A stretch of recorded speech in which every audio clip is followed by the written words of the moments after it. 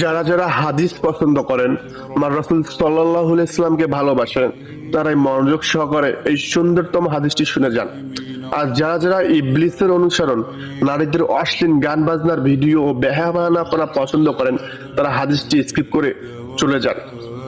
আমার প্রিয় নবীজি রাসূল পাক করিম সাল্লাল্লাহু আলাইহি ওয়াসাল্লাম একজন সাহাবীদেরকে বললেন, হে আমার সাহাবীরা, আমি তোমাদের বিষয়ে একটি দাজ্জালের চেয়েও বেশি ভয় করি। সাহাবীরা বলল, ইয়া রাসূলুল্লাহ, কি এমন বিষয়, আমাদেরকে শিখিয়ে দিন।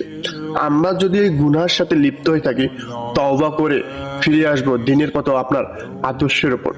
রাসূল সাল্লাল্লাহু আলাইহি ওয়াসাল্লাম বললেন, গোপন শিক্ষ্য রিয়া, অর্থাৎ যখন কোনো ব্যক্তি বা আমার উম্মত কোনো সাহাবীগণ বা নামাজে দাঁড়াবে ও যখন ওই ব্যক্তির দিকে মানুষ তাকিয়েছে ও মানুষের ভালোবাসার জন্য মানুষকে